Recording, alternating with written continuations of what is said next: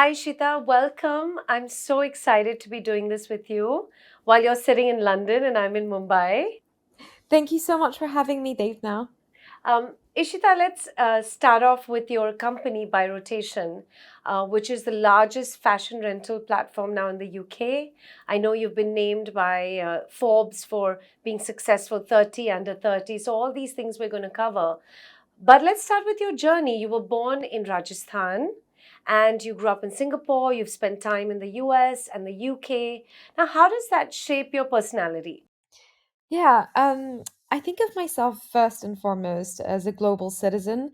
And then I really identify myself, and I am Indian. I still have an Indian passport to date, the only one in my family to do so, but I'm a very, very proud Indian. And then I think my mindset and the way that I make decisions, it's very Singaporean. We're very hardworking, we're very pragmatic. For us, it's all about the end result. And then finally, my time in the US and UK, where I came to for university, and I've been living in London since then. It's really made me, I would say, I guess, quite like, open minded and really, conscious of the fact that I want to build something that's global and not just for a particular country or a region. So, yeah, I think all of these sort of experiences living in these different continents and cultures has made me want to create a business that's very, yeah, it's like for everyone and anyone, for people from all walks of life, from all cultures, from all socioeconomic backgrounds. It's very, very important for me to build a very global and large business. And you're really on track for that. But you started as an investment analyst. Um, and I think you've used that and made fashion almost an asset class by rotation. So tell me about how you started, why you started this company. Yeah, I found it by rotation really as a first world problem. So, growing up in Singapore is Yeah, such a consumerist nation. yeah, Our two national hobbies are eating and shopping, and I definitely excelled in the latter. And when I was planning my honeymoon, which we know is like a trip of a lifetime, yeah. I was thinking about all the outfits that I wanted to wear, along with all the nice hotels that we were staying at, the nice restaurants we were going to, all the monuments and all of that, because we were going back to Rajasthan, Yeah. where I was born. And, I hadn't been back in over 14 years, Wow. because now my parents live in Singapore. So for me, home is Singapore. And also, my husband's not Indian. So I wanted to show him my roots and reconnect with them. So that's when I started thinking, hey, it'd be so cool to like borrow a wardrobe, like some outfits for this incredible holiday. And I started researching the global fashion rental landscape when there were no options in the UK, essentially. And that's when it became very clear to me, even all the existing options in US, China, India, Singapore, all of these large, well-known countries, they were all kind of very dated solutions. So they were all inventory heavy. They all had things that I would never want to wear or rent myself. Yeah. And none of them really cared about fashion and, sustainability whatsoever. They were all about a means to an end. And that's when this idea sort of started brewing into my mind. It wasn't actually until my honeymoon in mid and end February and beginning of March, 2019, that I witnessed a lot of textile waste in, these suburban hometowns that I was from. So just outside of Depur, there's a town called Pilvara. That's where I'm from.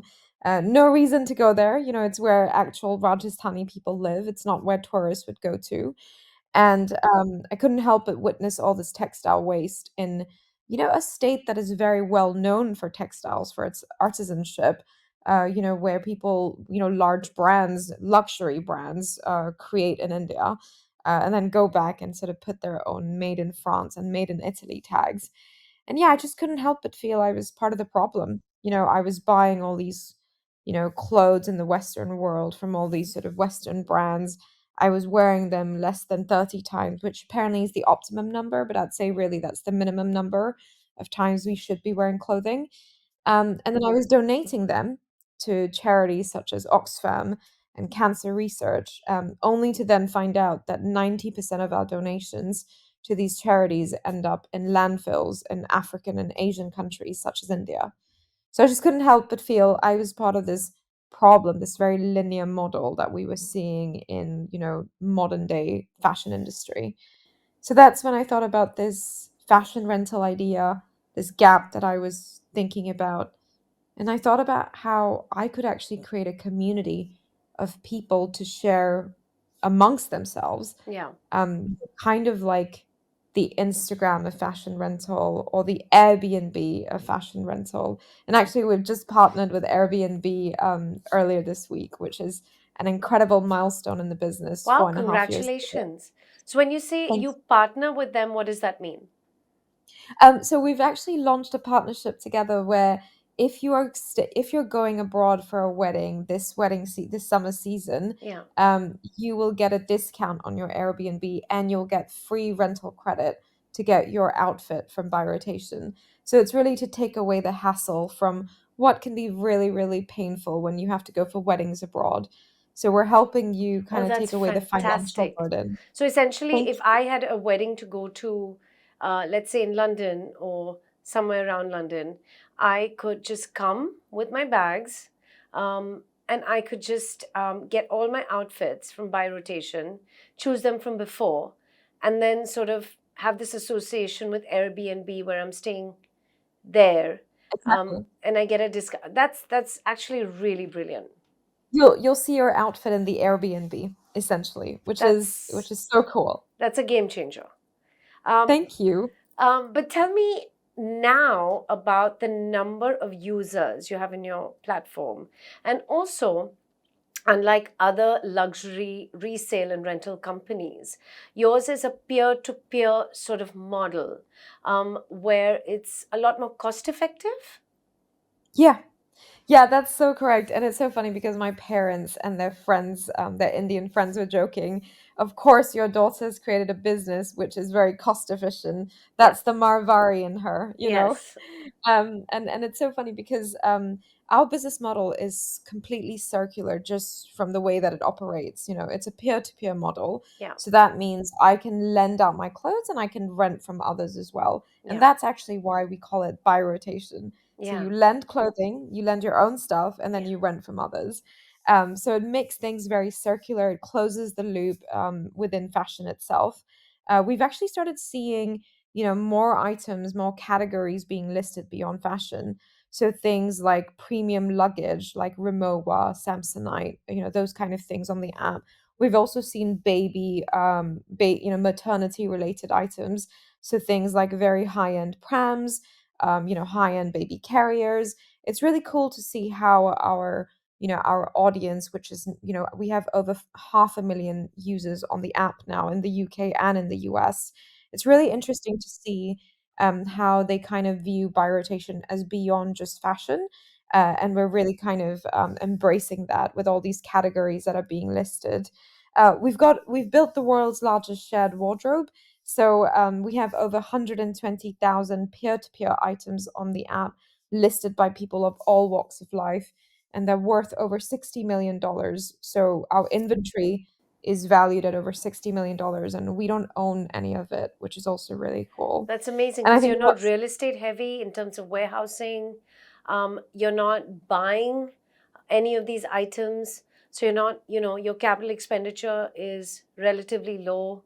So really, you're using technology and reach to connect people. And you built this sort of back end and supply during COVID, right?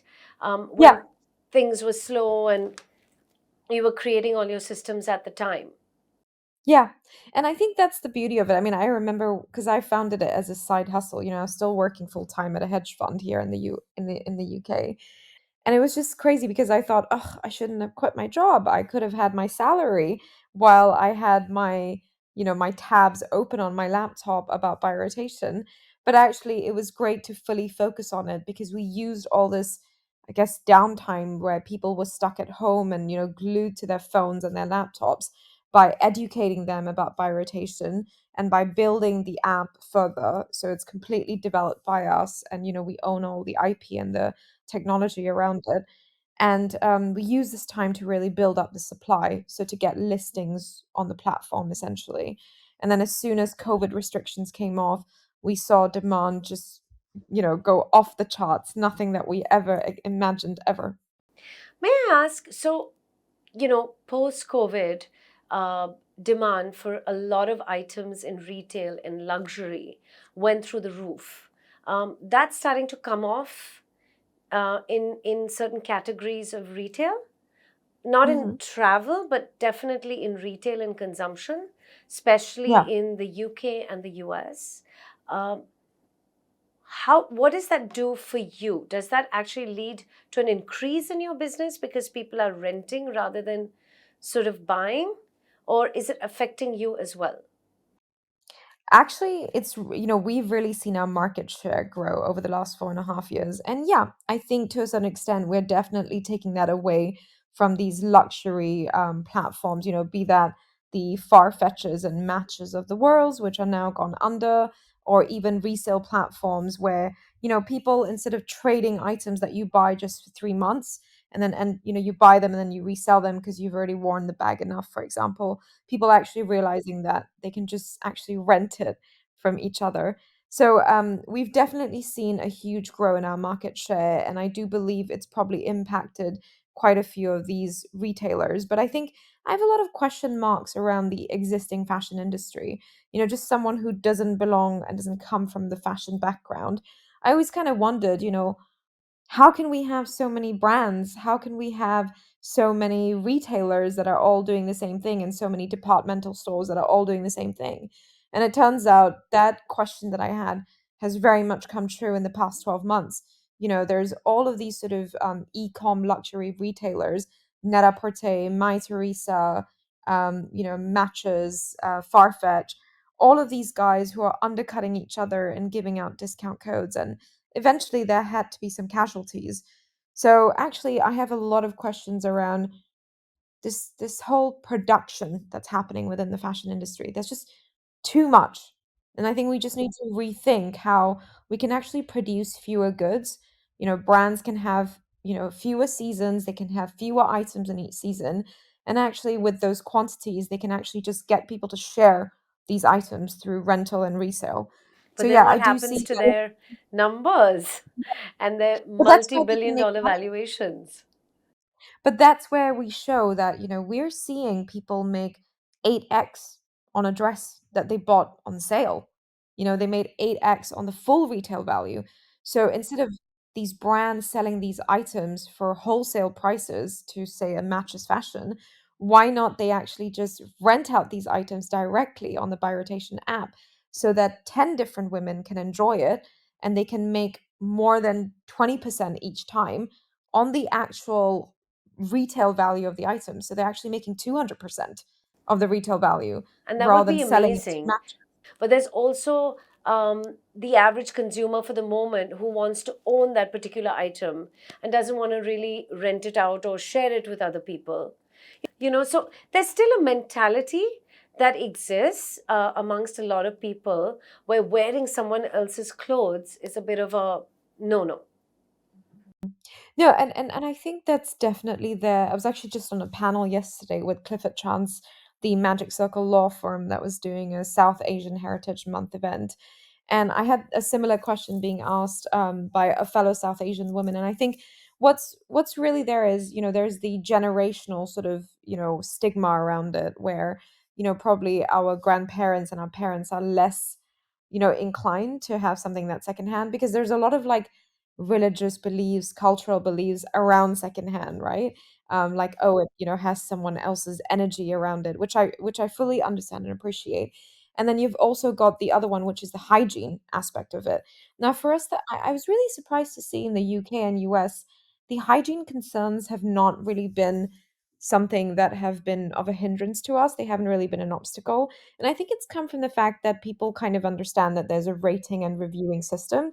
So if you receive something that wasn't clean, you'd obviously leave them a bad review, you'd get a full refund.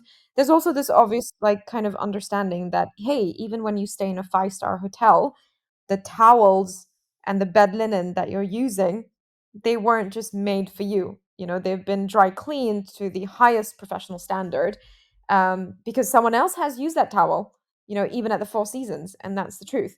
So I think there's definitely that kind of education and understanding in the UK and US that we've seen. I think it's definitely not there yet in the Asian continent. And that's another reason why, despite being from India and Singapore, I haven't actually rushed to launch ByRotation in those countries. Yes. Fair. That's a very fair cultural You know what I think? difference that exists for the Like, moment and hopefully will change and is yeah, changing even in these markets. I think Because, what we've yeah, seen really help in the UK and US is celebrities and well-known people endorsing secondhand and saying, I'm wearing something that's rented. I'm wearing something that's secondhand. We've got Helen Mirren, who's lending out her wardrobe on Buy Rotation for charity. We've got Ellie Goulding, the famous singer, who's got her tour looks on the Buy Rotation app. So it's kind of really signaling to all the fans that, these influential people are also doing it. So why not me? amazing. Okay, so quickly, the vision that you have for Buy Rotation. I know you've done some fundraising. So, what's the vision you have for the next 5 years? What do you expect growth to be? Do you think it will be a company that you would IPO or take to market? What are you thinking? Yeah, so we are venture backed and there's some high growth targets that we've signed up to. And I think that really works for us because we are first and foremost a tech business. We're a marketplace that's very scalable. We launched by rotation in the US very quickly and very cost efficiently. So really my vision and mission is to continue to transform consumption for good and do that, globally. So we want to, continue to expand abroad. There's another market that I have in mind in the first half of 2025, which we'll be working on later in the year. And yeah, I mean, we really see ourselves, and we have been called the Airbnb of designer fashion and the Instagram of fashion rental. We've seen ourselves really going into the media sphere as well. We've done a lot of great brand partnerships, as I mentioned, just with Airbnb recently, Yeah. with Bumble, with Tanqueray Gin. So there's quite a lot of engaged people that use our So app, and that's collaboration really is key for you in this yes. business to grow your reach, and it's a clever way to increase your presence, the awareness of your brand, distribution by collaborating with others. Yes, yeah. And that's how we kind of like Yeah, engage each other's communities. So we yeah, leverage each other's communities yeah, as well, commercially speaking. yeah. It's great for engagement and it's great to get new eyeballs. But yeah, the vision and mission is to really go global. And, should that take form, the exit, should that take form as going to market and IPOing or really even partnering with another brand or retailer or a secondhand platform. There's so many brands, so many great brands out there. Yeah. Vinted, for example, is one that comes to mind and will probably IPO later in the year. So we're keeping very close relationships with some of our, adjacent players in the space. Fantastic. Um, Also, I'm sure luxury fashion houses and designers don't like you. How is the how is the environment when you first started? Because really, you do pose a threat in the near term. In the longer Yeah. term, it's a more sustainable way, and they will probably come on board. But Yes. in the near term, this is a threat. Yeah, we definitely felt that right at the outset. There was a lot of, I suppose, people kind of ensuring that we aren't pulled into the circle. But I think in the UK, we've been very lucky that the editors, the fashion editors, the, sustainability editors, the tech editors have really kind of made a big noise for fashion rental and peer to peer in particular. We've got the sign off from the Ellen MacArthur Foundation, which has, done an entire study to show that peer to peer fashion rental is 60% more environmentally friendly than say any other rental model, and obviously the linear model of just consuming and buying and then you know throwing away essentially. So we've been very lucky to have the support of media and great sustainability organizations endorsing us. But yeah, I mean, there still is a lot of hesitation from brands, not even just designer brands, but even like independent designers. They don't like knowing that their stuff is available for rent on Buy Rotation. But that's really not up to them, right? I mean, stuff like that has been traded on eBay for the longest of time. So yeah, No, we and let's kind of have to face it. I trust. mean, fashion and clothing. and apparel is the largest polluter in the world. And climate change has been at the center of most government conversations and policies. So, this is a great time for you to be in that business of sustainability, technology, fashion, and all of it. So, I'm really watching out for you. But Thank you, Data. I also wanted to ask you, the whole culture of Indianness, for lack of a better word, has kind of exploded in the West. Indian fashion, Indians in real estate, business, influencers, across the board.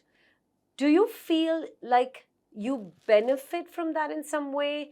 How do you see the environment changing? Is it sort of palpable?